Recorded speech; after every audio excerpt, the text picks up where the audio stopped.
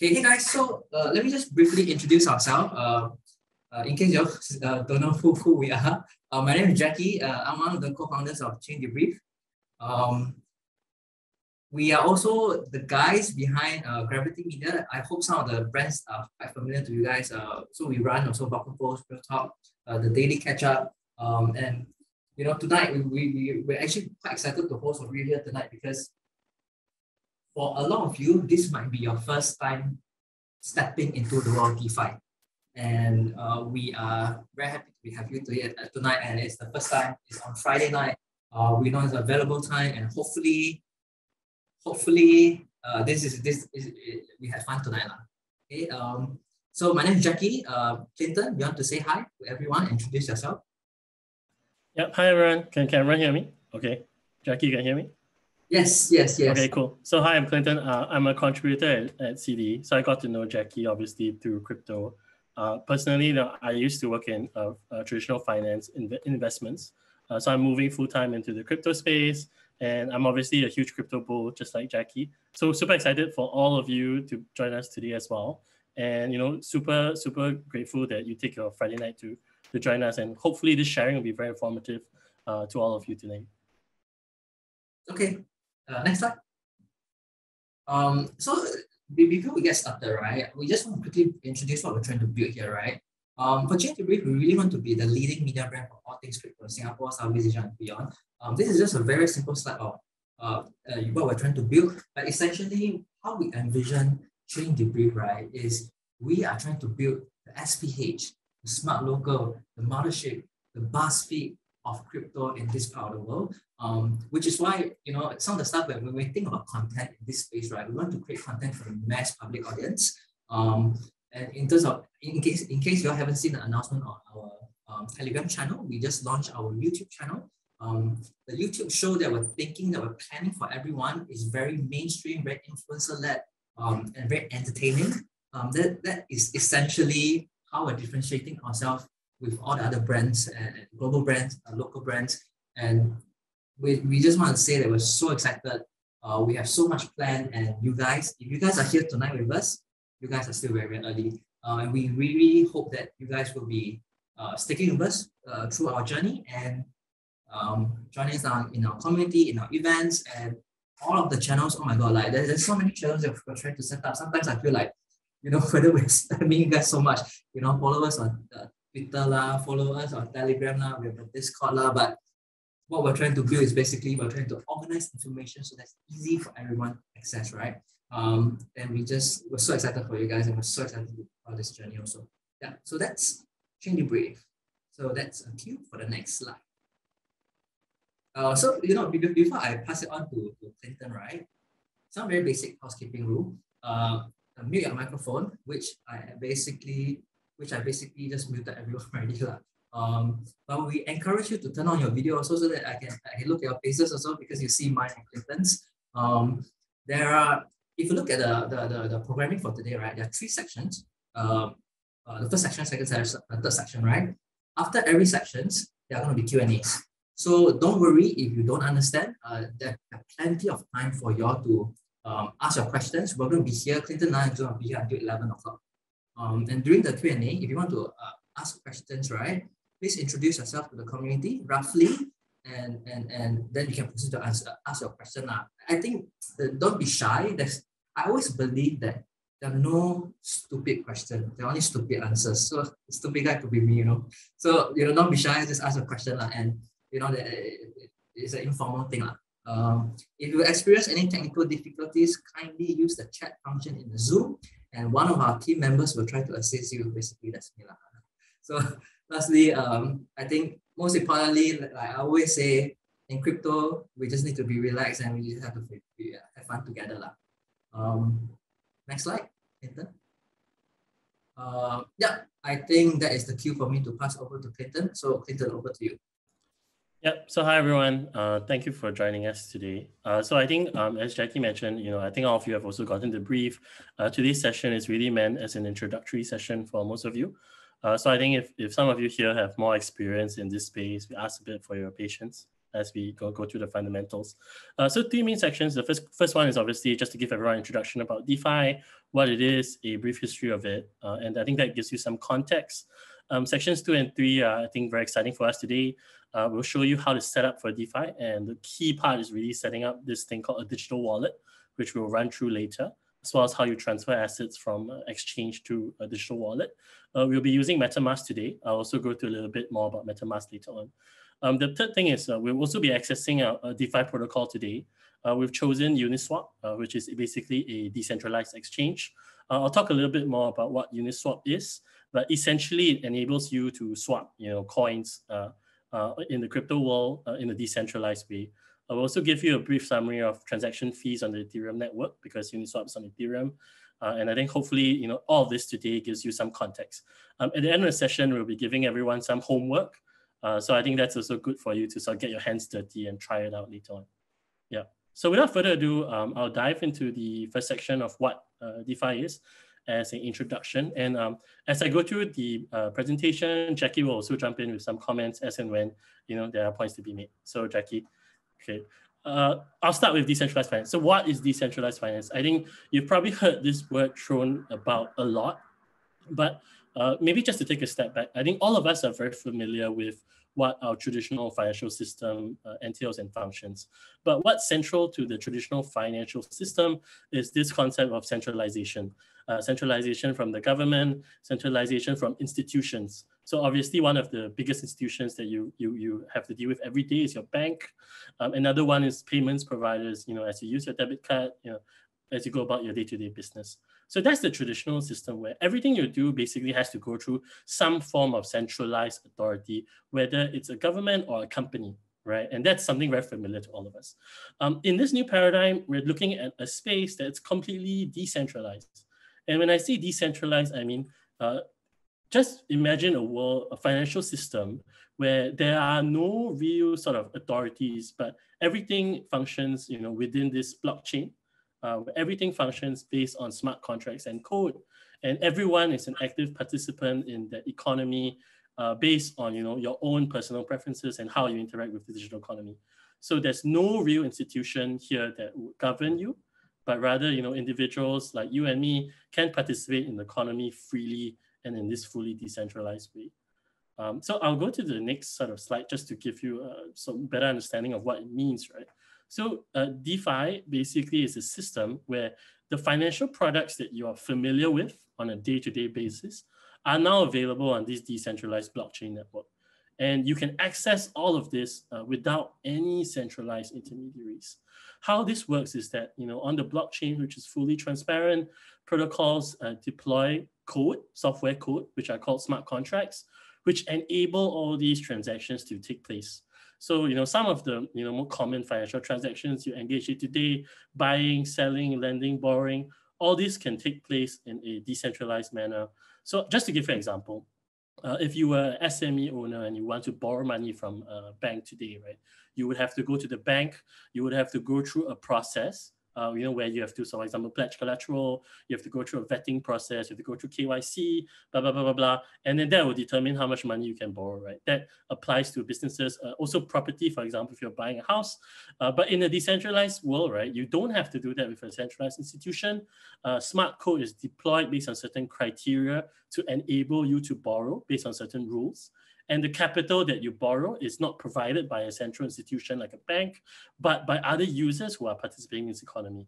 So this might sound like a very radical idea, but as I'll go through a bit later, this is already happening in real time. This space is growing very, very quickly, and it's already very established. I think that's one point I wanted to make, as we go along, forward. Jacky, do you have any points to make? Okay, so I'll power through. We'll reserve the questions for later. And I think we can obviously engage more casually during the Q&A section. So before we go further, right, it's very important for you to have some context of DeFi. So DeFi sounds like a very new term, but a lot of the fundamentals of DeFi were established quite long ago.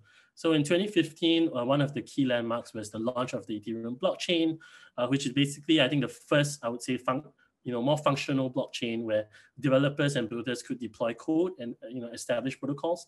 And one of the first applications was obviously in finance. So you start to see protocols such as Oasis Dex launch. That was the first decentralized exchange for people to swap tokens. And in 2017, the first stable coin called DAI was launched. So I think a lot of you are familiar with this concept of stable coin, where there's a crypto coin that basically is pegged 1-to-1 to the US dollar. And that enables transactions to take place much more freely and power this new economy. So all that took place from 2015 to about 2018, but it was only in 2018 that we had a rapid explosion of DeFi. And this is called the hot DeFi summer of 2018. Basically, there were many key protocols that launched, such as Compound and Uni Swap. So Compound is a lending protocol, Uni Swap is a decentralized exchange. And you start to see many parallels from the conventional finance world moving into the decentralized space in the form of these separate protocols. So it almost started to create a new financial system that was completely decentralized. In 2020, and I think this is very recent, DeFi started to expand into other public blockchains, such as the Binance Smart Chain, as well as Solana, which I think a lot of you have heard a lot of hype about. But I think just to emphasize that some of these new transformations have been quite recent. But another point to make is that changes in this space happen very rapidly, and they're likely to accelerate much more moving forward. Just to give you an idea of DeFi as a sort of market space, right? The total value locked, which is assets, in DeFi, amount to about 15 billion. This was based on research conducted by MakerDAO, but this number is actually growing super exponentially. As we speak, a lot more value is locked in DeFi.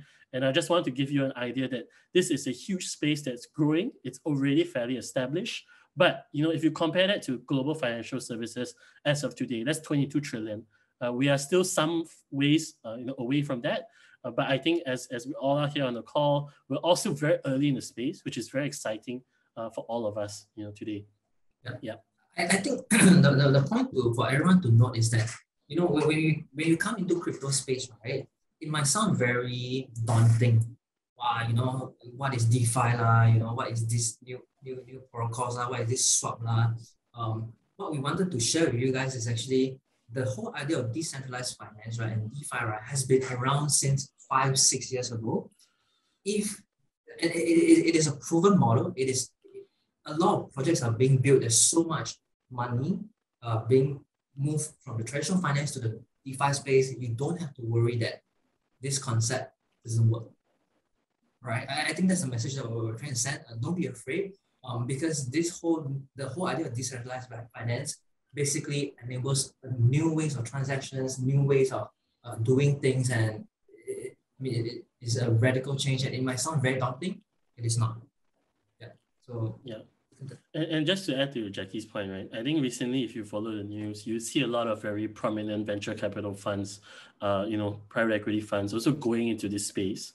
I think the influx of institutional capital definitely adds a lot of legitimacy to decentralized finance. And that's obviously something that has happened maybe a bit more recently over the last 2 years, but it is a trend that will accelerate a lot moving forward. So I think there's a lot of legitimacy that we already see in the space. Yeah. If I move ahead, why is this important? I think 3 key points. The first is that we already have this new paradigm in financial services. I think that's very hard to deny. And because there's this new parallel world, I think it's very important for all of us to learn and sort of be ahead of the curve versus catching up later. I'll give you an example, right? Back, I think even for me, there was a point where buying stuff using QR codes was very alien. I remember my first trip to China and I did it. It seemed very alien. But today, you can go to a hawker center, scan a QR code and buy your kopi peng, or whatever. And I think that has happened over the last 2 years, right? A lot of people forget. But I think even for DeFi especially, this is something that we all need to get our hands dirty in so that we at least fully understand what this entails. Second point is that, as money comes into this space, as more and more people get involved, a lot of innovators and developers have migrated into this space, abandoning traditional finance to go into this very exciting world where things are being built every single hour. And I think it's important because as innovation speeds up in this space, a lot of next generation financial and consumption innovation will happen in this space. One of the terms that you hear a lot is Web 3.0. And I think that's something that is already fairly established in the market and will also accelerate moving forward. The third point I think is very important. because this space is decentralized, because there are no intermediaries, users like you and I can play very direct roles in the building of a new financial ecosystem. And when you play a more direct role, you are rewarded commensurately for your participation. So just to give you an example, right? For if today you were to deposit money in a bank like DBS, right? You have some sort of security because DBS sort of guarantees that your money is not going to disappear. But in exchange for that, what do you get? You get sub 1% interest. And what do they do with your money? They take it and they lend it to other people. They create financial products around it. In a decentralized world where there are sort of no banks, every dollar that you contribute to a particular protocol or particular DeFi ecosystem is used by others. And when that is being used, you are also rewarded for your participation in the form of additional tokens.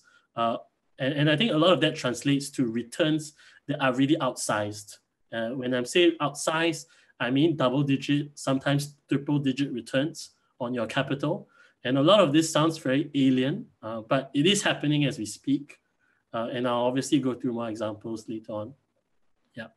So just to give you a flavor of how much there is in DeFi, right? As Jacky mentioned just now, innovation in this space has been going on for some time. And a lot of these protocols have become very established and they have been around for many years, right? And because of that, I think what we want to give you a sense of is that everything in the traditional finance world has sort of a parallel in this decentralized space, right? And some of these players are actually solving problems in more innovative ways.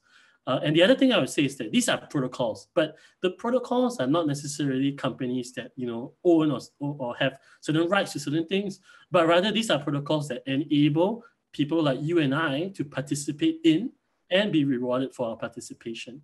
So I think the essence of decentralization is that all of us become active market participants in whichever area you choose to deploy your capital in, right? And that gives you a base for which to be rewarded on based on your participation. So it's really, I think, free market driven, right? And I think that is important to take note because that's why many people are interested and curious about decentralized finance, because you are breaking sort of the existing paradigm to understand the financial world as we know it.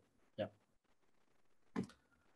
So I've talked a lot about DeFi, and a lot of DeFi is centralized on sort of finance, right? Like borrowing, buying things.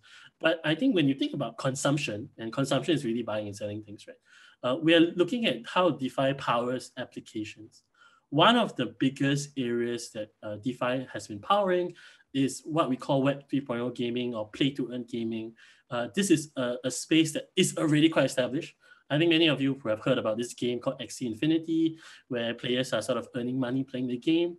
So how does this work? So I don't know how many gamers there are on the call, but if you're a gamer, everything I say now would probably resonate with you.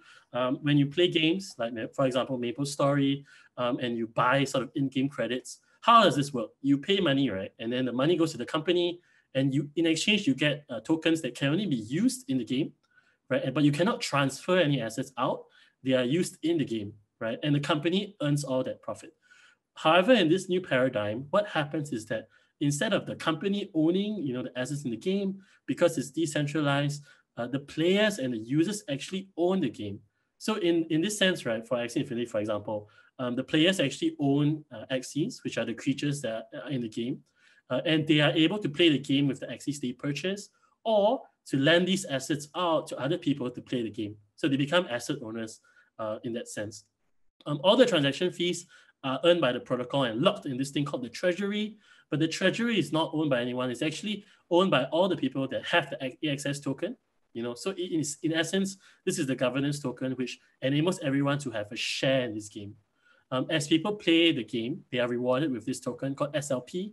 That is a token that can be freely traded. And it's a token that's also powering the economy in the sense that there's utility around the token. It's basically the token that's used to breed the Axies to create more Axies for the future of the game.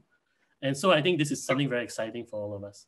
I think the last one is that AXS recently just launched this staking of the AXS tokens to get dividends from the treasury. The current APR on this is about 140%.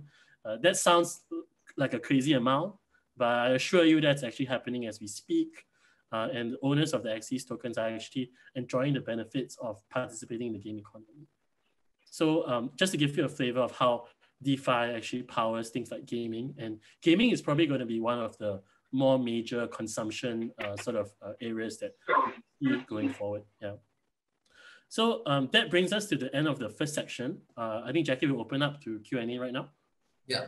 So I guess for the first section, right, what we wanted to do is basically introduce you all to the world of DeFi and make sure you all understand the basic concept of it. The whole idea of DeFi is basically you interact with the protocol. The protocol, there's no owners. And I think this concept is very, very important because traditionally, centralized finance, right, they have, a lot of, it's very inefficient.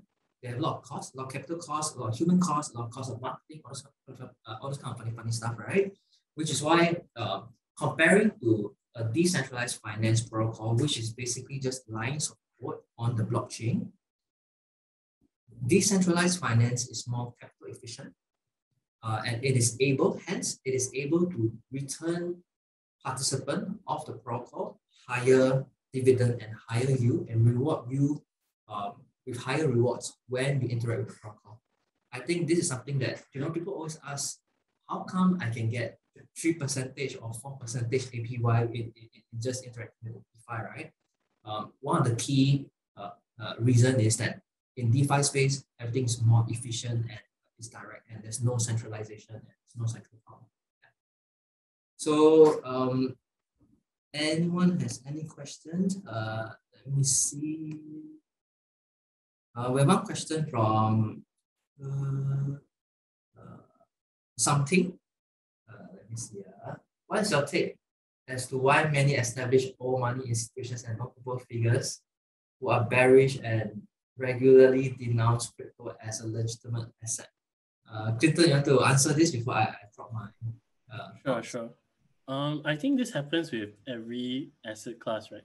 So, I mean, for example, there are many people that don't like growth stocks, right? Certain areas of growth stocks, and they denounce it. There are many people that don't like certain categories of stocks, for example, Chinese tech stocks, right? So I think it really depends on your view. But I think one thing I would say is that many people in traditional finance are beginning to see the potential and the benefits of it. And I think they are moving into this space. So I think this trend is accelerating. There are definitely pockets of old money that might not believe in this, but you have to remember that they also have a vested interest in protecting the traditional financial system, right? A lot of the funds that are making good money are earning money from people like you and me, right? Not everyone has the ability to short a stock, 3-4% in a day, but they can, right? But in this decentralized world, it's a bit different. So I think you have to approach it from the perspective of who are the stakeholders in this game? How do they approach it? And how does this tie into sort of their own investment thesis? So I think that applies for all assets, I think. Yeah. Jacky, over to you. I think to answer the question, I feel like, again, crypto is a challenging them, they feel challenged, right? You're taking away their rice bowl, right? There's a new way, a better way to make money. So I think they are a bit worried. It takes time. I think there's a paradigm shift. It takes a while for all these institutions to learn and understand all this new technology, right? Bigger companies, bigger institutions, it's very hard for them to move. It's like a dinosaur one, right? But increasingly, right, if you look at all the signs, all the big companies are coming in, right? All the more forward-looking one, your Visa is coming in, your Bank of America is coming in. And I always tell people like, blockchain is definitely, DeFi is definitely here to stay, right? You look at Singapore, right? Singapore, the only resource that Singapore has is human resource. So we cannot lose one, right? Survival is very important to us. So Singapore advanced, they can only bet on future technology. And if you look at all the last 2 to 5 years, for example, right? Singapore, Temasek, GIC, DBS, right? They are actually investing a lot in blockchain companies. All the talents are moving into the space. And actually, every day it's become clearer and clearer that, the old institutions, if you are still saying no to crypto, right? You're still saying no to the, blockchain, right? You are going to be replaced. That's what we feel about it. I think they're just worried. They have to protect their money. And they're just trying to hold their backs as long as possible. That's what we feel. Yeah. Hopefully that answered the question. Let me see, is there any other questions? There's so many protocols out there. How do we know which ones are legitimate? I think this is quite interesting. This is a very, very legitimate question. What I feel is that for new protocols that you want to interact with, first of all, it's like choosing a bank, right? You have to see who's behind the team behind the project, whether what's the tokenomics of the token, for example, the protocol. Are they giving out, free coins every other day, so it's deflationary, right?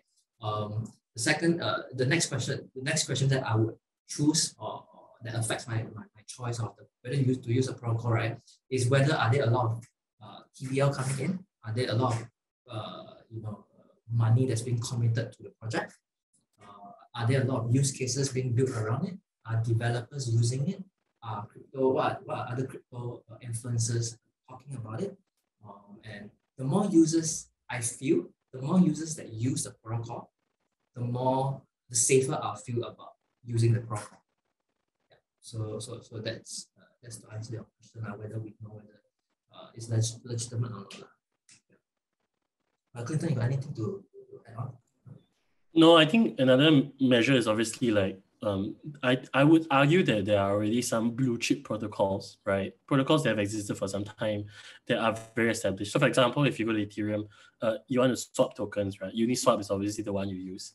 Or you use Sushi Swap, right? If you use something else, then you should really read more about it just so that you understand. It's a bit like, would you put your money in DBS Bank or new Bank A that I just created, right? So I think it's the same. So always exercise your best judgment. But I would argue that the established protocols very, very established already. And there's no need to really worry so much about whether these are legit or not. It's more the new ones you need to worry about. Yeah. Okay. We'll probably take like one last question so we can move on. So there's a question. Thoughts on OM and time. So we cannot talk about that at this point. So that's that. Clinton and Jacky, does anyone of you personally own Axis? As in the game Axie, the Pokemon, right? I call it Pokemon. I don't. I never play with the game, but I understand how it works. I just didn't have time to read my Axies of Pokemon. I did have AXS, the token, but I sold most of it. Clinton, do you own any Axie? I own the token, not the Axie. Not the Pokemon. Not the Pokemon, but I think anyone who is interested in the token itself, right, should read a lot more about the game. Yeah. Because at the end of the day, it is a game, right? And I think it's quite fascinating because the game is something that's evolving quite constantly. Yeah. But one thing I would say is that the Axie game economy is almost a blueprint for all the future games. Yeah. What they do well and do badly will be very important for the next generation of games to learn from. Yeah. So I think that's something I would say. Yeah. Okay. So we need to jump on already, but last question, how is Axie different from SLP? XS is basically the governance token. You can vote on projects and how things are being done. SLP is basically when you fight a Pokemon, right, and then you earn the in-game reward, which is SLP. So it's two different things. This is a bit advanced. We can take this conversation onto Telegram. No, it's not one shot. Two different token, two different economics. We can answer this on Telegram. Okay, cool. Yeah. Thank you very much, sir. So Clinton, we go to the next one. Okay, so I'll go into the next section, which is setting up for DeFi. I think this is part that some of you will be more interested in as well. So before I go to that, I think the first thing we need to give you is an overview of how this whole thing works, right? So for most people who participate in crypto, you actually purchase your assets on a centralized exchange. The slide is not updated. I'm still seeing Q&A. Okay. So can everyone see the slide? Yep, I see. Okay.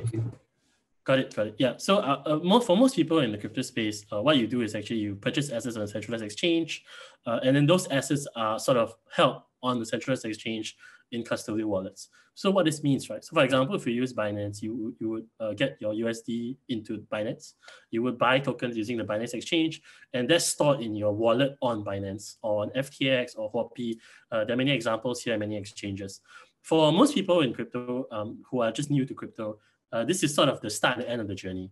You buy assets on an exchange, you hold them, then you sell them, etc., etc., and then you transfer the money back to your bank account. So I think that's something that's quite familiar to most of us. However, I think in the DeFi space, to access the full gamut of DeFi, that we need to introduce this concept of a non-custodial wallet.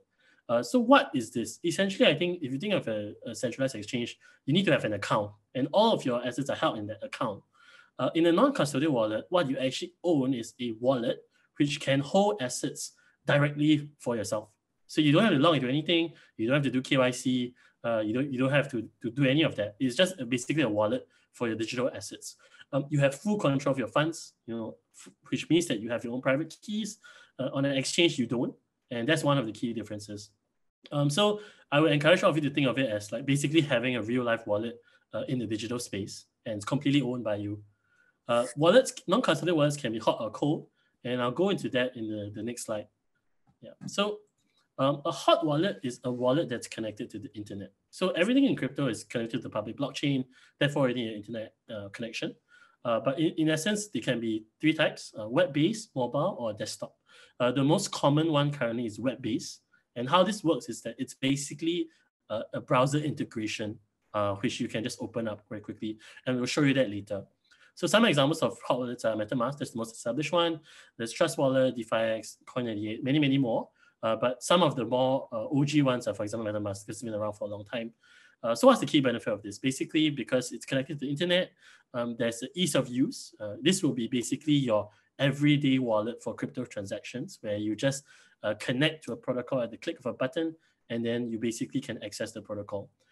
Cold wallet is different. It's not connected to the internet, and it's actually not software. It is a piece of hardware. We've shown you two examples here. There's a ledger and a trezor, but basically your assets are held in the blockchain. I have to emphasize this because it's not going to be stored in these devices. But how it works is that the devices actually store your keys and are required for you to approve transactions. So basically, you would connect these wallets to your computer, and that allows you to access the digital assets with the key. So one of the key benefits of this is obviously security, because in a hot wallet, right, you can just click buttons, right? And there have been many instances where people have been hacked. So cold wallets are very important, but think of this as a vault, basically where you store higher value assets. In practice, while it's always a good idea to have a cold wallet, I think what we would encourage everyone is that to have a hot wallet first. And when you have a bit more crypto holdings, then definitely buy a cold wallet, because that's very important for your long-term security of your digital assets. Yeah. Okay, so now I'll talk a bit about Metamask, because I think we're going to go through Metamask as an example and how you can get started on it. So Metamask is the OG crypto wallet. It's created in 2016. It's currently the most widely used non-custodial hot wallet globally. In the past, it was only available as a desktop browser extension, but now there's a mobile app. So if you look at it, it basically just looks like this. It's integrated to your browser, and we'll show you an example later. But this is a good wallet to have as you start out, because it's the most compatible wallet for DeFi protocols. When you connect to any DeFi protocol, they will ask you to connect your wallet, and then they will give you a few options to connect your wallet. Metamask is always top of the list because that's the most widely used one. In the NFT space, I think some of you have also been sort of dabbling in it. Metamask is probably the most commonly used one as well. Enables you to connect to most NFT marketplaces and protocols. Yeah. So what does Metamask do? I think we've really sort of generally covered these three key features.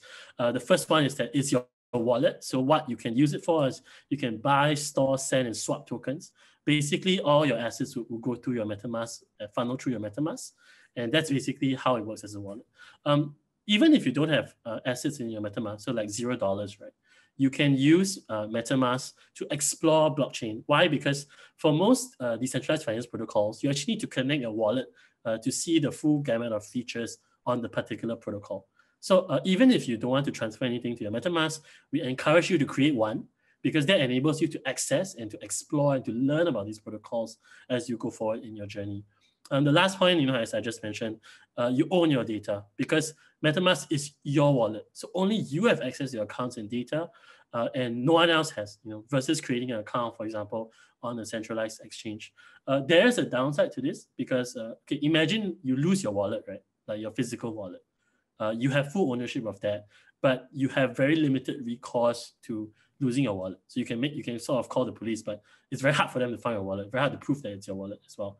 So I think this is one thing that everyone should take note of. As you move to non-custodian, there's also a higher degree of responsibility and ownership that you need to factor in as you take care of your own digital assets. Yeah. Okay, I want to add on that, to that note, right? Metamask, if you lose the key, right, which is what we call seed phrase, there's no customer service, there's no one to complain to. So you all need to be careful and be comfortable with the idea of what we call self-custodian and self-custody. So you're in charge of everything that you do on the DeFi space. The DeFi space, again, there's no centralized body, there's no customer service. Everything you do, you are responsible for it. So that can be a bit tricky, but welcome to the Web 3.0, welcome to the future. Yeah. So next slide. Okay, so I'll run through with you quickly how to set up your MetaMask. So it's very simple. I cannot emphasize how simple it is. Essentially, right, it sounds like very difficult, but all you need to do is to go to metamask.io. I need to emphasize to all of you to go to the right website, because there are a lot of fake websites there that have MetaMask in their name.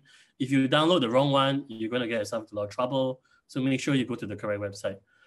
We recommend, yeah. So, but I think there's metamask.i something else. There's quite a few of them. So be always careful of these scams, right? So we recommend using Chrome because the integration with Chrome is still slightly better than other browsers. Other good browsers to use are Firefox and Brave. I think those are the two common ones. Guys, Brave sucks. Do not use Brave. Okay, but there's still an option if you want to use Brave. Do not use Brave. Yeah, okay. So the second one is once you download the extension, right, you need to set up your wallet. And there are just two things you need to do. The first thing is to set up a password. The password is basically what you need to access your wallet when you log in and log out.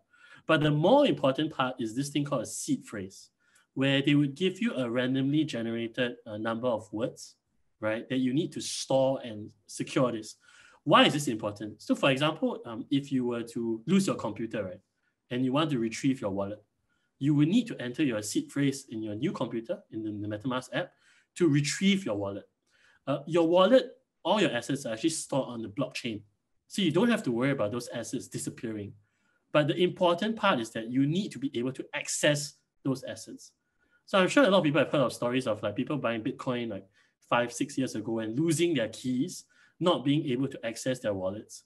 But the funny thing is you can actually go to the blockchain and see those assets in those wallets. It's just that you can't touch any of them. You can't use any of them, right? So I think one very important thing is that some people like to take photos of their seed phrase using their phone, like snapshot or whatever, but this is not very secure. The best way to do it is to write it down in a book. Sounds very old-fashioned, but I think this is the safest way. Make sure you don't lose that book because you might not be able to retrieve your assets. So once you do that, your MetaMask wallet is actually set up. So I'm just going to switch my screen to the browser just to give you an idea of how this works. So can everyone see the browser right now? Okay, so can I just jump in quickly? Sure. Initially, when we do this, arrange for this session with everyone, right? We wanted to get everyone to create your wallet and do it together, but we realized it's not very feasible. But for those of you who do not have a MetaMask right now, you can do it also right now. So basically, you go to what Clinton is going to show you. You just go to metamask.io and you can do it and try to get your first MetaMask, and then during Q&A, if you face any problem, you can just ask us. Yeah. So it's quite simple. Go to the MetaMask website. Go to download. Basically, download MetaMask. Again, we recommend Chrome for your browser. And once you install, basically you go to a page where the Chrome Web Store, and you can just click download, and it will just download automatically. Once you have downloaded MetaMask, basically how would this show up is that it will show up in this puzzle piece on the top right-hand corner as an extension. We recommend that you pin it so you can see the icon, but the fox would basically be your MetaMask account. So if you look at this, this is one of my wallets. Basically, the whole thing is already set up, on MetaMask. So you just have to click and you can see your assets. So I'm connected to the Ethereum blockchain. This is my address. and this is the amount of assets I have on MetaMask. And there are some buttons here that you can use, but this is all it is. It's actually very, very, very simple. Yeah. Again, to recap, right? So basically, MetaMask is just a browser extension. That's it. Yeah. Okay. As simple as the that. browser extension is the wallet. Yeah. Yeah. And this is how it works in crypto. Yeah. Yeah, this is how it works in crypto. So basically, you go to MetaMask, you download, add to Chrome, you'll see the browser extension. Okay. Yeah. So to sign up for to find your account, right? Basically, you just when you click on the browser extension, you will see there's a registration process. You just follow the instruction. Very, very simple. So the instruction is basically it will ask you to take down your seed phrase. Now the seed phrase is very, very important. The seed phrase, you need to store it securely, which basically the on-screen instruction will tell you that do not lose your seed phrase. The seed phrase, right? Anyone with the seed phrase can connect to your wallet anytime, and then they can change the password and transfer your wallet away. There are two types of password you need to have for the MetaMask. Number one is a seed phrase, which is the master key. Number two is your password. It's a transaction password. The transaction password is basically for you to, for example, log into your browser extension, into your MetaMask. The seed phrase is basically, for example, right now, if you want to go to a new desktop device, right, you can just install a new MetaMask extension, enter the seed phrase, it will basically port over your whole account to that desktop. Okay, so there's two parts. Seed phrase is the most important thing. Lose it, that's it, gone. Password, I think you can restore the password, right? You can reset the password with your seed phrase. Okay, so that's what we wanted to share with everyone. Yeah, oh wait, let me just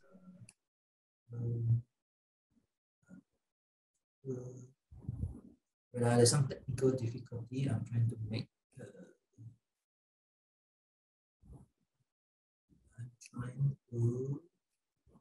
give Clinton the host. Okay, Clinton, you can share your screen again. Sorry, everyone. Yeah, we're back. Yeah, so I think as Jacky mentioned, the seed phrase is very important because think of it as your secure lock password. I think that's how you should think about it. And one very important thing is that you often hear or see people asking you for your seed phrase. Under no circumstance should you ever share this with anyone, because once someone has your seed phrase, they basically have your wallet and they can do whatever they want with your wallet. So I can't emphasize this enough. If there's anybody pretending to be a help desk and they ask you for your seed phrase, never ever provide it. No one will ever ask for it. In DeFi space, there's no help desk. The team of all the different protocols, your Uni Swap, all those fun guys, right? There are no teams behind it. They will come in and say, hey, I'm from the team, I want to help you. No, there isn't. There's no good guys in DeFi space. They're all trying to steal your digital asset. Okay, so under no circumstances should you share with anyone. Yeah. So let me just go to the next slide. Right? So I think Jacky sort of mentioned this briefly, but essentially how you fund your MetaMask account is that you have to first acquire assets on the centralized exchange. So you buy your coins on the centralized exchange, and then you basically have to withdraw these assets into your MetaMask account, right? So I'm going to show you a very simple example. So I'm going to again port over to my desktop. Sorry, can I stay to this screen again? Sure. Okay, so for those of you who go back to the screen again. Give me a second. Yep. Yeah, so the click here to copy is the most important thing. So once you have your MetaMask account ready, right? How do you find the wallet? Okay, so basically that's the screen, right? Click here to copy. That is the string of random words which starts with 0x normally. That is your wallet address. That is the address for you to send from wherever to this particular, this is your account number basically. Yeah, so you can just click and straight away copy it. Yeah, okay, so back. Okay, so I'll just show everyone a very simple example. So I'm using FTX, right? But basically you go to the withdraw page and find an asset that you want to withdraw. So today we're going to use Ethereum. So how this works is when you click withdraw Ethereum, they will just give you a few fields. So what you need to do is to type the amount, type your ETH address. So I think as Jacky said, you can just simply click So what you do is go to MetaMask, as I'm doing now, copy this address, and the moment you click it, it's copied, paste it into this field, right, the if address field, and basically this will transfer that amount of whatever token you're transferring into the address. The next most important thing is to choose the correct withdrawal method. So if you look at my MetaMask, right, my MetaMask is connected to the Ethereum mainnet. So this is the Ethereum blockchain. So if I want to transfer to my MetaMask on Ethereum, I'll just need to click Ethereum here and enter my 2FA code and click withdraw. And it's as simple as that. Once this is done, the transaction will show up on the public blockchain. You have to wait a while depending on congestion. But then after that, you would see your assets reflect in your MetaMask. And this is a very seamless process. A lot of people, when they first do it, they freak out, like, oh, where's my token? Is it coming? Is it not? But we can guarantee you that we've done this many, many thousands of times. And because it's on the blockchain, it's very, very, very rare that you have a problem. And if there's a problem, usually what happens is that the transaction is reverted rather than it being gone. One reason why it be gone is you might have sent it on the wrong network, which is why you have to follow these steps very carefully as you transfer assets. Yeah, so that's really it for this section. It's very simple. I need to emphasize that again. It's not complicated at all. It looks and sounds complicated, but it's actually very, very simple. And I think the most important thing for everyone is, if you're interested in this, is to try it. Because until you try it, it's actually very hard to understand the flows. But if you do it 1 time, 2 times, 3 times, you become a lot more confident. And it becomes as if, transferring assets from your bank account. I'll just give you an example, right? A lot of your parents or elderly parents, when the first time they used iBanking, they are really confused, right? To you, it's like, oh, just pay now. To them, it's like, oh my God, what's this nonsense? So I think for all of us as well in this new space, it's important to just go through the motions so that you know how to do it. Yeah. Yeah. So again, when we talk of like this session, right, we wanted to get everyone to transfer your 0.1 ETH, which is why what part of the requirement is that we want everyone to have at least 0.1 ETH in your SEX wallet. Sorry, that's not the weird. In your centralized exchange wallet, CoinHeco or like Binance so that we can get everyone to transfer over live. But then there's some fault in that thinking process, because if everyone tried to move, right, the transaction time actually quite some time for Ethereum. That's actually the main problem with Ethereum, right? The transfer might take about 3 to 5 minutes. That's one. Second is that actually, if you guys are familiar with the Ethereum blockchain, right, every minute, right, there's a limit to the number of transactions. If 100 of us try to transfer everything over, right, the gas fee will increase, and the transaction price will be about $50 to $100. So we decided not to do the live transfer. But actually, it's quite simple. Again, you go to your Binance wallet or FTX wallet or CoinHeco wallet, click withdraw, enter the MetaMask address, choose the network, which is ERC20 or Ethereum network, click transfer, it'll be over. It'll be transferred over already. And then your asset, your Ethereum, right, will move from your Binance account or whatever account to your MetaMask, and you own it, and you are in charge of that account already, yeah. So that's essentially. I also wanted to say, if you guys are worried, right, what I usually do is I transfer the bare minimum, the minimum of the minimum, right? So for all the assets, right, when you try to withdraw it, right, there's always a minimum withdrawal amount. I always just withdraw once, the bare minimum one. If I lose it, then tuition fee whatever . And then once you see it appearing in your MetaMask wallet, right, you'll be like, oh my God, figure it out. But actually, it's just a simple transfer . So yeah, so that's basically transferring assets. Okay, so I think now is Q&A, and let me just go through the some question. I think the first question is from Katrina. Hello, I bought my coins on CoinHeco and KuCoin. Should I transfer all to MetaMask?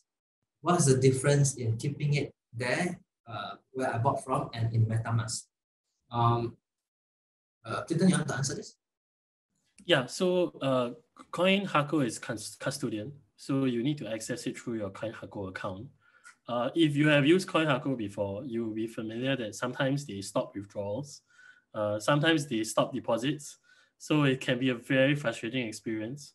So I think my suggestion is, if you want control of your assets, it is better to transfer it out to the non-custodian wallet. But again, the downside of that is that you have to take more responsibility, right? Because then now all your assets are on your digital wallet instead of CoinHako, which even though frustrating, still has a help desk. You can still send a ticket to get some help from them. Yeah.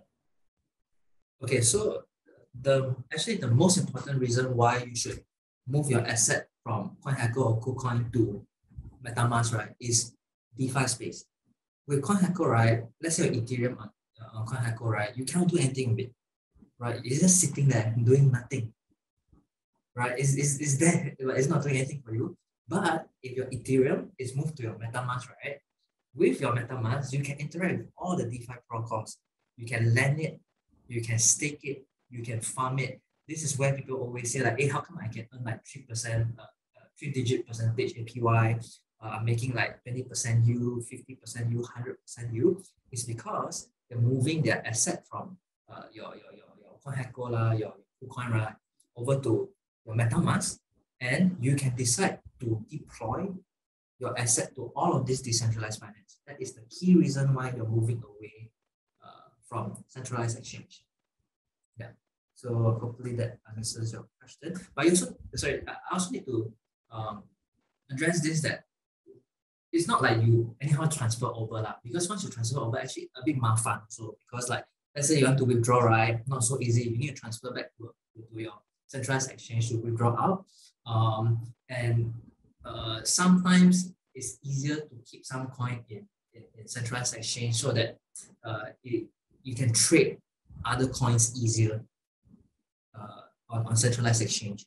On Metamask, right, some of it can be a bit tricky to change or swap your tokens around. So that's the tricky part.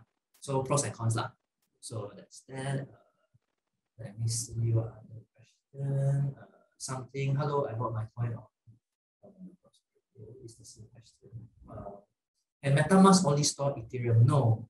Metamask. Hey, hi Jen, how? Can Metamask only store Ethereum? No. Metamask can store every coin that is ERC20 token. So, Clinton, can you jump on this? The whole idea of so I think my suggestion is hang in there for session 2, because we already covered that in session 2. But short answer, right? Metamask was initially built for Ethereum, which is why when you open up the app, the default is Ethereum. But Metamask is actually a neutral wallet where you can add different networks into your Metamask wallet that allows you to access different blockchains. So in the next session, we will show you how to do it for different blockchains outside of Ethereum. But I think this is another like half an hour, 45-minute thing that we need to run through. But to answer the question, yes, Metamask, they can store every tokens, most of the tokens. Next question. Clinton, what are the various networks on Metamask, for instance, Coven, how do they work and what they use for? At this point, I think you don't have to worry about those. Just use the main Ethereum network. Those are testnets and developers network. So you don't have to worry about those. Let me see. There is Yihang. There is Metamask mobile in App Store for newer that we can kind of So I'm just trying to find the question. Why is Metamask mobile not recommended? It's recommended, but for me, I personally don't use Metamask wallet, Metamask mobile, because a lot of the decentralized app application, like someone I saw replied already, a lot of those decentralized finance, they are not really optimized for mobile user experience yet. That's one.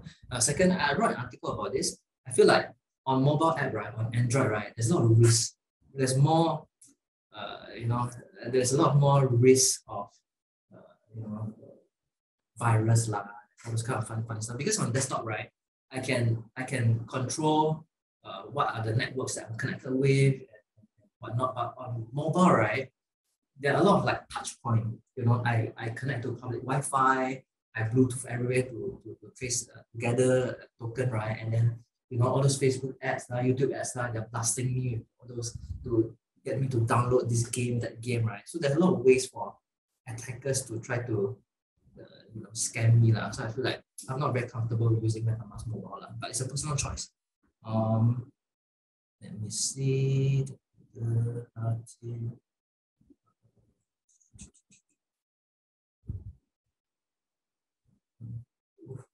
So we're just figuring out which question to answer. Does the gas fee increase with amount of ETH? Don't really understand this question. Clinton, you understand what Cole is trying to ask? Does the gas fee increase with the amount of ETH? I think he's asking more on the transaction size. Will this affect the amount of transaction fee to be paid? Yeah. No, I don't think so. Right? Yeah. So gas fee is basically the whole idea of gas fee, from my understanding, is that every minute there's a max amount of transaction that Ethereum blockchain can process. I think about 15 to 30. If I'm not wrong, Clinton, if I'm wrong, you can just correct me, right? I think every minute or every second, I can't remember already. Only the blockchain can only process 15 to 30 transactions per second. So what if there are 100 people trying to do a transaction? So to incentivize miners or your transaction to go through, right? Some people will increase the gas price, which is the transaction fee, so that your transaction is prioritized and approved first. Which is why people always say, like, there's like gas war, those kind of stuff. It's because basically you're paying a higher fee so that your transaction is confirmed first. So yeah, hopefully that answers the question. Let's see. I'm just trying to find a question related to MetaMask.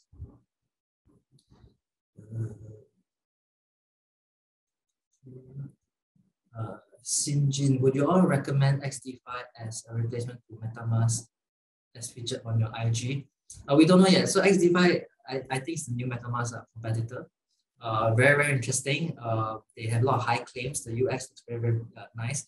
They might be potential. They might be airdropping soon. So I mean, that alone, you should try to interact with XDeFi in case they airdrop, right? But we don't know yet. I think it is worth trying now. Yeah. There is one last question. How do you know which token is not accepted by MetaMask? Clinton, you want to answer this question? Yeah, so maybe I just share my screen quickly, right? Just to give everyone an idea. Yes. Okay. Give me a second. Can everyone see my screen? Yeah, so when you go to MetaMask, you basically you can basically, if you look at your assets here, right, you are able to add tokens. So basically, how do you know whether it's accepted or not? I think the easiest way is to check which blockchain you're on. So if you're on the Ethereum blockchain, all ERC tokens, i.e. Ethereum tokens, would be available to be added into your MetaMask wallet. And how do you add it? Basically, the simplest way is go to a website, like for example, CoinGecko or something. You click it. Let's say you want to add Shiba Inu or something, right? When you click it, it will just show you the token address here, right? And as long as it's an Ethereum token, you can add it to your MetaMask on the Ethereum network. Yeah. You can import tokens here. So this is how you do it. For example, you want to add Shiba, right? Go to custom token. You can search as well, but the easiest way is to go to custom token, paste the address. And if the token is legitimate, right, these two fields will fill up itself. So I can add it, and then it's basically shown on my wallet. So that's the easy way to find out whether it's available or not. And if it's giving you an error, it might be a scam, or the token might just not be on the blockchain at all. Yeah. So just to answer. Or you can just go to, like what TSD mentioned, we can just go to CoinGecko, click on the MetaMask icon, and then it'll be there. It'll be added to your MetaMask already. But to answer your question, yeah, so all ERC20 or Ethereum tokens can be imported into MetaMask. Yeah, so that's to answer your question. Okay, almost 10 o'clock already. I think the last section we'll just run through. Overrun already, but if you guys want to leave, you can feel free to leave. I will be here until 11. Okay, Clinton, you have to continue the rest. Okay, so we're going to go through Uniswap indexes. I think this is a very good entry point into decentralized finance in general and how this works. So what is the AMM and DEX, right? This sounds like very fancy terms, but I think I sort of debated with Jacky about how best to present this, and he gave me the example of money changer, which I thought was a good idea. Okay, so old paradigm, right? Money changer, all of us changed money before. How does this work? Okay, why do you go to money changer? Because you don't like the bank rate. If you love the bank so much, you would never have gone to money changer because the bank charges you a spread, right? So you get better rates and better price discovery.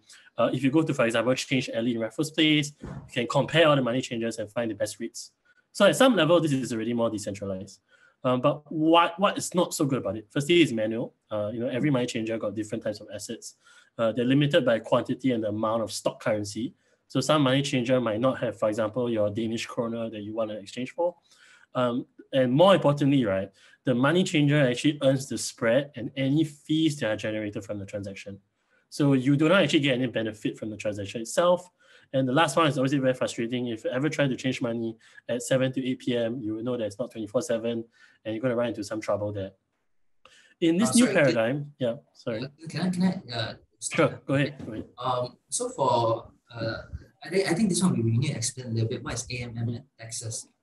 Okay, so what we've done in the first chapter is trying to explain to you all what's DeFi, right?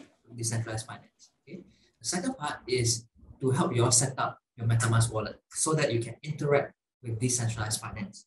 Okay. For the third section, right now, we are going to use the newly set up MetaMask with money inside idea. We are going to interact with a decentralized protocol, which the first one that we're trying to introduce you is the whole idea of DEXs, which is Decentralized Exchanges. AMM means automated market. But think of it as, which is what Clinton is trying to explain, the whole concept of decentralized finance. Back to you. Yeah, so the first protocol we're going to interact with is essentially, in layman terms, right, a money changer in DeFi, right, which is automated. So in this new paradigm, what you have in this money changer where you can swap tokens, right, different types of assets, is that you have transparent and the best rates that are offered by matching dynamic supply and demand based on the algorithm. It's fully automated. It's also decentralized, so anyone can actually list a token as long as there's liquidity provided. So what this means, I'll go through in the next slide. But very important, right? Providers of liquidity actually earn fees and rewards. So think of it as all of you actually own the capital in the money changer, right? In whatever token you're contributing in. And that enables you to earn rewards when people swap for those tokens or they choose to interact with those tokens in different ways. It's also 24/7. Crypto never sleeps. So you can access this at 3, 4 a.m. when you cannot sleep as well. Yeah. So what is the AMM and the DEX? So I think this requires a little bit of explanation, but essentially just to give a very simplistic sort of explanation on this, right? They are the bedrock of the DeFi ecosystem because they enable you to trade and exchange tokens completely decentralized. So why is there these two concepts of AMM and the DEX? So the DEX is a decentralized exchange. I think that's a lot easier to understand for everyone, just an exchange that's decentralized. But an automated market maker is integrated with a DEX because how the DEX enables you to swap tokens seamlessly, right? And in these specific liquidity pools and pairs is through this concept of automation and market making.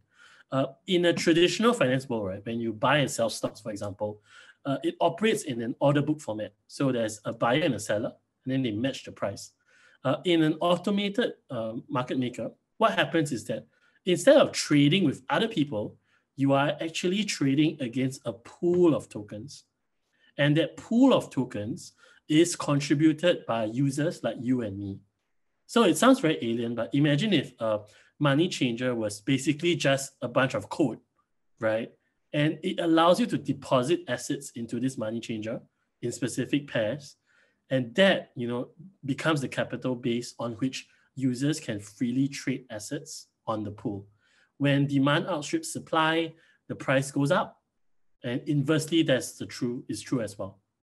So I'll just pause here to let just everyone grapple with this, right? But I'm going to show you how this actually works in real life. I think that will interest you a lot more in terms of how this actually functions. But this just gives you a background of how this actually works and how users are actually incentivized to provide the kind of liquidity into the protocol. Yeah. So what is Uniswap? Okay, Uniswap is actually I would say one of the oldest OG DEXs and AMMs around. It was launched in late 2018 and continues to be a very key platform. So basically, if you go to Uniswap, you can just freely swap digital assets on Ethereum. It also enables you to access other blockchains right now, but today we're going to focus on Ethereum only. In every transaction, I think as Jacky has mentioned, users will need to pay a gas fee or transaction cost. We'll also show you a real life example as we do it, step by step. Yeah. So why do we use DEXs? 3 key reasons. Firstly, we've said this many times, it's decentralized. You can just trade your assets by connecting your wallets. You don't have to log into your centralized account, just connect your wallet and you can start trading assets. Secondly, you can access the full spectrum of tokens. So I think many of you that use different exchanges will realize that not all exchanges have all tokens. Some exchanges don't have certain types of tokens, etc., etc. Many new tokens also have a process of listing on centralized exchanges. So if you're early, right, you will not see this on, for example, Binance or FTX or crypto.com, but you will see this on the DEX very quickly. And this is very important because it allows you to get there before everyone else. The last one is probably the most important one. You earn rewards. On centralized platforms, you can actually stake your tokens. But if you all know, right, the rewards are actually quite limited. In DeFi, the rewards are very outsized because of the nature of the AMM. As I mentioned just now, because capital is provided by users, you also earn a commensurate percentage of whatever fees are generated by the protocol, depending on what stake you have in that particular token pool. And we'll also sort of give you an example of that. Yeah. So, okay, I'm going to walk through how you connect, but it's also very simple. Looks very complicated, but it's actually very simple. And then I'll shift to my web browser just to show you how it actually works in real life. So it's very simple. Go to the Uniswap page, and on the top right-hand corner, there's a button that enables you to connect your wallet. Once you click this, you'll be prompted to connect your wallet, and your balances will actually appear on the swap page automatically.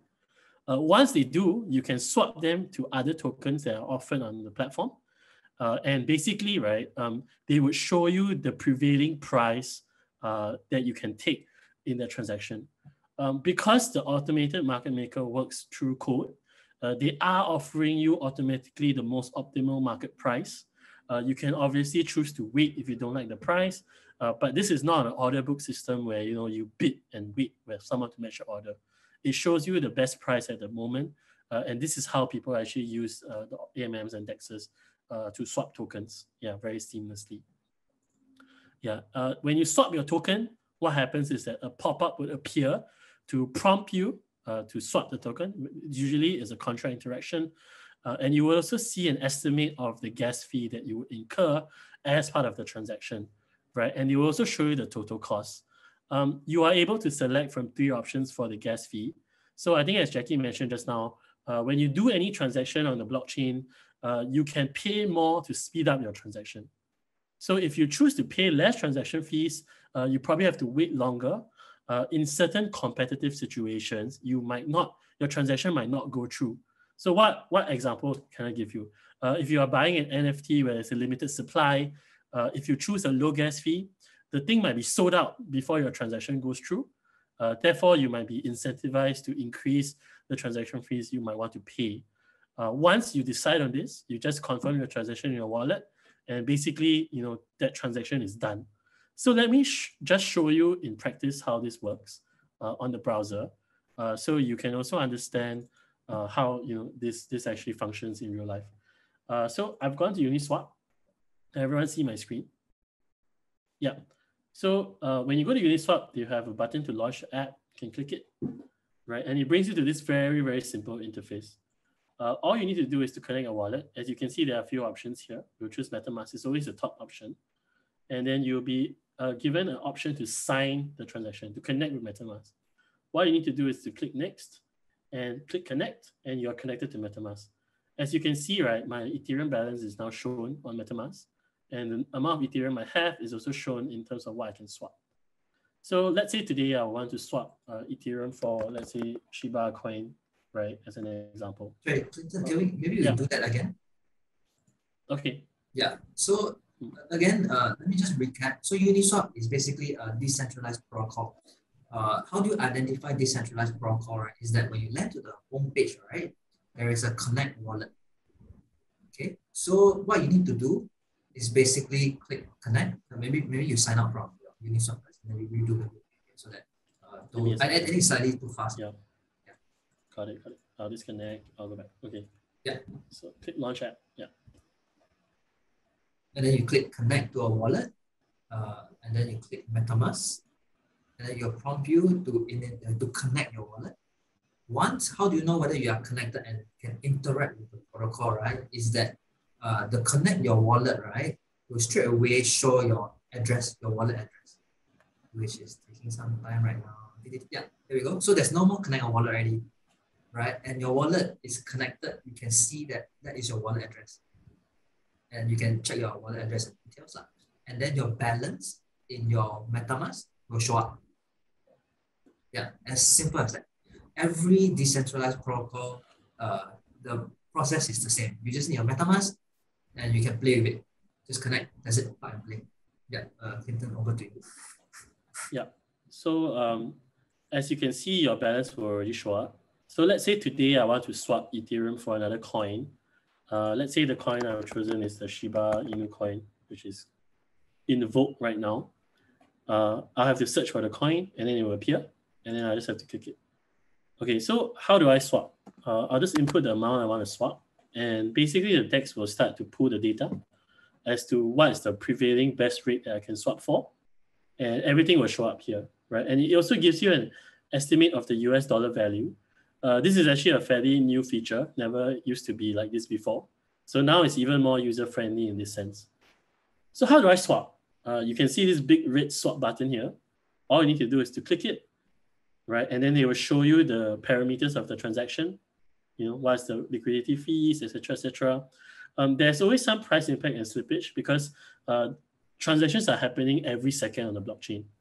So you might not be able to expect that you get the exact rate, but the protocol will try its best to match you to the closest rate at the prevailing market price. So I think for all of us that have used DEXs before, you sort of have to trust the protocol. And this is all actually transparent data on the blockchain. Once you decide to go ahead with the transaction, click confirm swap. And what happens is that your Metamask will pop up a notification that would ask you whether you want to reject or confirm the transaction. As you can see, as I went through just now, you can choose the gas fee. Right now, the network is fairly congested, so I will have to pay $80 for the gas. Cannot see the pop-up. I think it's because you're sharing. Can you see okay. I can see your screen, but cannot see the Metamask notification. I think it's the pop-up thing. Yeah. Let me just give me a second. Let me try again. Yeah. I'll share my whole desktop so that maybe this works better. Okay. And now it's your okay. desktop background. Sorry, let me go back. Sorry, I need to. Technical difficulties. No, we're just trying to make sure that everyone understand the process. Yeah. We're trying to make sure that everyone sees the pop-up also. Okay. Let me try again with. In other news, Bitcoin has just hit $60,000. Hey, but I don't have any Bitcoin. No. Okay, can everyone see my screen now? I can see your screen. Yeah. It shows Uni Swap, right? Yes. Okay. Can everyone see the pop-up? Yes. Okay. Okay. So when you click the transaction, right, basically what happens is that you give a pop-up. I'm in full screen mode now, so it's giving me a separate tab. But it will estimate the gas fee here, which is the transaction fee you need to pay to push the transaction through. And the total cost is here. So as you can see, right, the transaction fee is actually dynamically changing. So it always gives you an estimated gas fee because as the blockchain just pulls every second, so this changes dynamically. But for most people on this call today, this amount will look fairly extravagant to you. But Ethereum has been fairly congested recently, so the gas fees are quite high. if you click edit, you can choose low, medium, or high. There's actually not much difference in terms of how this works because MetaMask is optimized for you to push a transaction through as quickly as possible. However, you can go to advanced options. Jacky has written a very good article on this on CD. I would recommend everyone to read it just to understand how you should interact with these parameters. But I think all I want to show you today is that it's possible for you to change this based on your own personal preferences, right? Even as the thing updates directly. So once you are happy with the transaction parameters, simply click confirm, and basically the transaction will go through on the blockchain. All you need to do is to wait, and when the transaction goes through, there'll be a pop-up that tells you that it's successful, and that's all. It's as simple as that. I don't want any Shiba coins, so I'm not gonna transact today, but I just wanted to show all of you, this whole process. Yeah. Yeah. So I think hopefully this process is, we just wanted to introduce you to the whole idea of decentralized finance and how do you interact with a decentralized protocol. And Uniswap is one of the earliest and most used DeFi protocol on Ethereum. Basically, what it allows you to do is you can swap your token from one another. Without Metamask or Uniswap, right? What you have to do is you have to go to CoinGecko and then buy or swap tokens. Oftentimes, there might not be tokens that are available on CoinGecko, for example, which is why you can move your Ethereum, for example, your money over to MetaMask, connect to Uniswap, and in Uniswap, right, there's no centralized finance, there's no centralized body, no one is controlling it. You can buy the tokens from the public pools that are available on Uniswap. That's the whole idea that I want to show you guys now. So that is basically Uniswap. Is there any other slides that you want to go on? Yeah, homework. So for everyone. Okay, no. Okay, so I guess Q&A first or homework first? Okay, let's do Q&A first and then we'll go through the homework. Yeah. Okay, yeah, Q&A time. Let me see.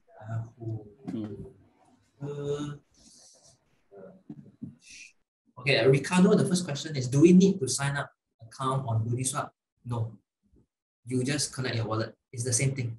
So imagine you're dealing with a money changer, but the money changer is there's no, it's just there. You just connect, you pay money, and you take money from the money changer, and it's all trusted. To answer your question, no, you don't need to sign up. Uniswap. How do you connect if you are using a hardware wallet? This is a question that I cannot answer because I don't have a hardware wallet. Clinton, do you have any idea? Yeah, so MetaMask allows you an integration with Ledger or Trezor. So you just need to enable it. But when you do it, right, and it's very hard for me to show you because you need to connect your hardware wallet to your computer. But all that's different is that just now when I show you the example, right, the pop-up appeared on the browser, right? And you can click to approve or not approve the transaction. When you have a hardware wallet, the pop-up will not appear, but your hardware wallet will have a approve or reject button.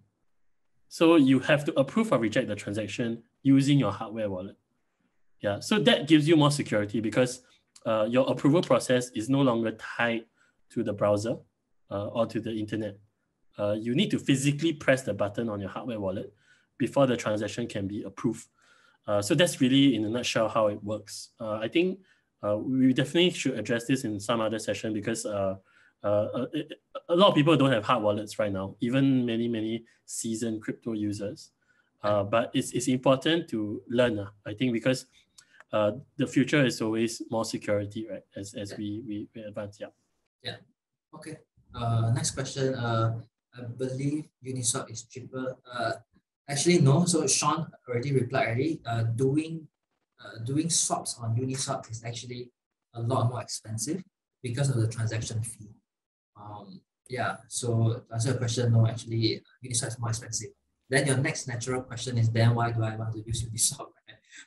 So hopefully before this I answered already. Why you're using Uniswap is to access those coins that are not accessible on Binance, for example. Because if you look at coins, right, if they if they want to list it, they might need approval before they can be listed on Binance, for example. But so what they usually do, right, is that they will put it onto your Uni Swap first, your Sushi Swap and whatnot, right? So that normal DeFi users can swap it, can have access to it first. And usually you'll be early if you can buy it from Uniswap, because for tokens that are listed on your centralized finance next, right? Your centralized exchange next, like finance, right? The price will usually shoot up, which is why, you know, sometimes we share articles on, oh, you know, YGG, for example, this coin, right? They're listed on FTX or like Binance, right? The price will straight away just shoot up 20% or 30%. But if you had Uniswap, if you had Metamask, right, you know about Uniswap, right? You can buy it before they buy it. I think that's one of the key reasons why. Jacky, can I just share an example just so that everyone understands why they would do it? I think it's quite important. So everyone see my screen? So I'm showing you the Shiba Inu coin price chart. By the time people got to buying it from exchanges, right, the price already moved quite a lot. But if you look at the whole period before, the only way to access this token, right, was actually through Uniswap. So for people to buy into tokens early, actually you do necessarily need to use the decentralized exchange, because the process of listing the coin requires that the coin have certain volume, certain amount of transactions, etc., etc. And usually by that time, the coin will become a lot more established. In fact, one of the reasons why people list tokens is because the full market value of that coin is something material enough for the exchanges to list them. And therefore, you know, the DEX allows you a way to access new assets really that are coming up, which might be interesting. Yeah. That is a fantastic answer to that. Let me see. Okay, so we have very helpful community members. Seems like most of the questions are answered already. Is there any questions that we haven't answered? Let's see. I mean, mostly, you know, okay, latest one. How do one know which new interesting coins are listed on Uniswap? How do you know? So if there's a new project that launched, then usually you can find their ERC20 contract address, and then you can just basically copy the address and add the token inside Uniswap. If it appears, then you can straight away buy it. Yeah, basically you find the interesting coins from the protocol itself lah. Uniswap is just an intermediary. It's just a money changer. They will not say, "Hey, top 3 trending coin today," you know.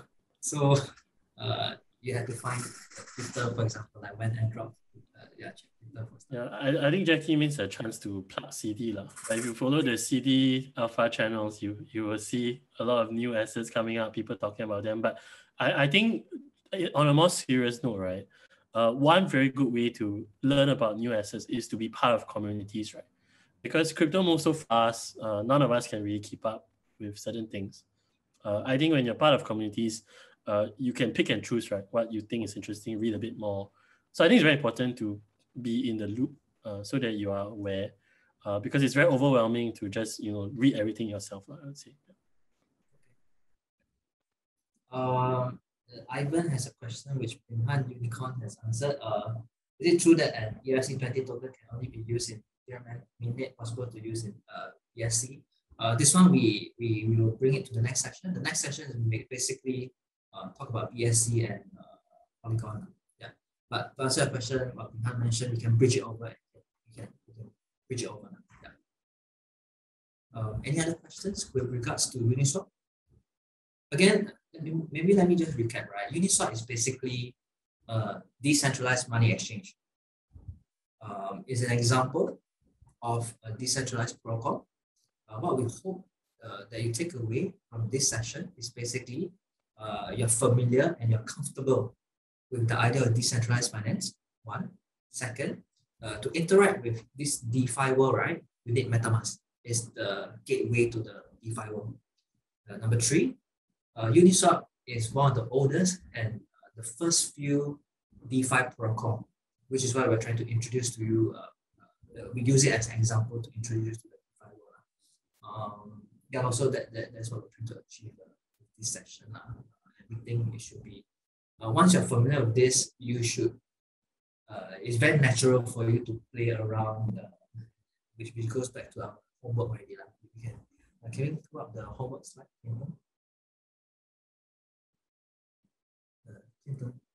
Homework slide. Next slide. Yeah. So for the homework, right? We really encourage you to make your first transfer from your wallet, your Binance wallet, for example, your FTX wallet or MyEcho. Try it. The minimum transfer amount. Send it to Metamask. Be comfortable. You get used to the idea of having your own Metamask wallet. So that's one. Second is that hopefully you can try to connect and play around with Uniswap and try to get your first token. And beyond just Uniswap, right? There's actually thousands of decentralized applications that you can play with. And if it's just not Uniswap, right? You can look around. If your money is on Metamask already, right? Maybe you can try to look at OpenSea. OpenSea is basically JPEGs and images. You can look at NFTs and buy them if you want to. And OpenSea is actually a decentralized protocol. And SushiSwap is another Uniswap competitor. You can play around with it. You can just click. Don't have to worry whether your money will be gone, right? Whenever, anytime, you accidentally click anything, right? The only way the protocol will take your money is when you sign the contract, which is the whole idea of smart contract. Basically, when you do any transaction, right, your browser will pop up and ask you, do you want to spend this money? Right? As long as you don't click, you can reject it. But if you don't click yes, confirm, you will not spend any money. So you can just connect with all the sites that you trust, play around with it, and try to have a sense of what's the DeFi world. Yeah. Obviously, what the homework, please follow us on Chain Debrief already. I think that is. Any last questions?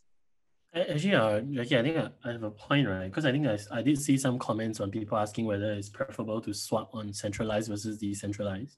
Yeah. Okay, so from a user perspective, right? If you can buy the thing on a centralized exchange, please buy it. That's the general advice. Why? Because you will not incur the transaction fees on the blockchain. To use those assets, what you would then need to do is to transfer it from your centralized exchange to your decentralized exchange. Transfer it from a centralized exchange to your non-custodian wallet, which is Metamask. However, if you see an asset that cannot be bought on the exchange and you would like to own it, then go to the decentralized exchange, right? So I think that's how you should think about it, because to be very honest, the transaction fees on Ethereum can be quite prohibitive. And if you're only using small amounts, it might not be actually worth the transaction fee you're spending. So always bear those in mind as you are, swapping tokens or buying tokens, because the size doesn't matter. It's like buying a $1 bread but paying $80 transaction fee. If you buy $100,000 of bread, you still pay $80. So you need to consider that as you go on your journey as well. Yeah. Okay, go to the last slide. Maybe we share that. That's the. So we also mentioned in our article, right, that so some surprise here, we're going to drop it's like a proof of attendance token, like a mini NFT. So we also mentioned that for friends or for you guys, our community members who join us for the first, second, and third session, right, you will be eligible for an airdrop. So we'll be dropping, we're giving out Uni tokens, Luna tokens, and Cake tokens. How we're going to do this is that you have to collect 3 different. So after every session, right, we'll drop you a NFT token. You have to claim it. You have to give us your MetaMask wallet, and then all of the wallets with the 3 tokens, which we are giving you, right, will be entered into a raffle, and then we'll choose the winners to airdrop the tokens to. Okay, so again, so how do you claim this token from today's session, right? Join our Discord. Hey, we're on Discord. We're going to drop the link in our Telegram group chat. Join our Discord channel. In our Discord channel, there is a bot. There's a bot. So you just have to talk to the bot and enter the code WAGMI 01, and the bot will give you a link for you to claim this token. Everything is free. Okay, once you claim it already, and then it shows that you have attended this session. For those that left earlier, right? So they don't, they might miss this announcement now. But for 80 plus of you who are still here, again, go to our Discord. You will post some instruction on how to claim this token, and then you are eligible to our airdrops that we're going to drop after the first 3 sessions. And the claim for the first token, right, is actually going to be until 12 o'clock later.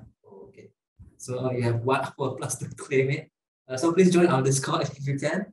Claim our first token. How to find the bot? Okay, so wait, Ping Han, are you still on chat? Can you answer them? So basically, there should be a bot lah, and you just talk to him and enter the token. Let me just figure out how to. Hello. Okay, hi. Yeah, you can share your screen, I think. Okay. Oh yes. I don't have my screen. You can actually go to Discord channel. There's this channel called POAP. I see a lot of people typing there, but you need to type to the bot, not type to the. So just click the bot. Wait. To relax. Sorry, first time doing this. DM the bot. Where is our Discord? Okay, we need to post the Discord channel here lah. Share screen. Wait. Let me just find. Sorry, I'm using 2 screens. Ping Han, can you post our Discord link to the Discord chat here? To the Zoom chat, yeah. Let me share the link to Zoom chat. Hold on. Yes. So sorry. First time doing this. Find the link, right?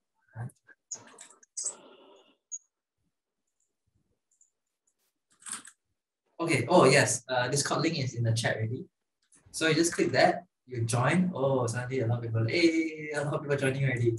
Okay. So you should be able to find. There's a step-by-step guide, so you can read it. You have to DM the bot lah, guys. Follow instruction, guys. Hey, we are living in the future, guys. So you have to DM the bot.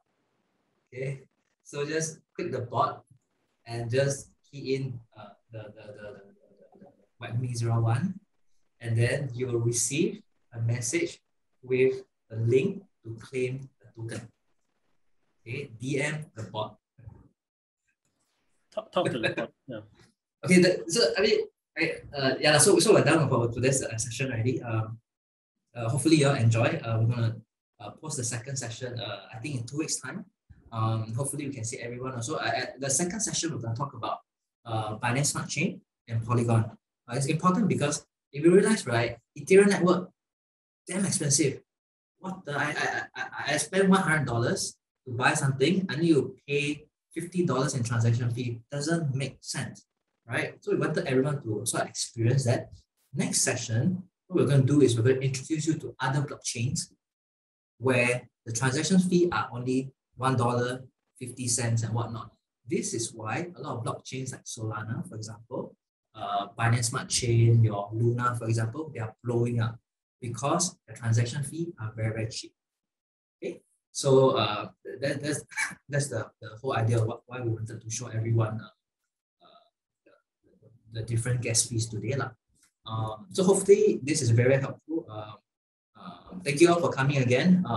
If you guys have any question with regards to how to claim the poll, if you have any difficulty, Ping Han is the right person to talk to. He's on our Telegram chat. You can ping him or you can talk to us on our Discord channel. Again, we will the token is we program it such that by 12 o'clock you cannot claim it already.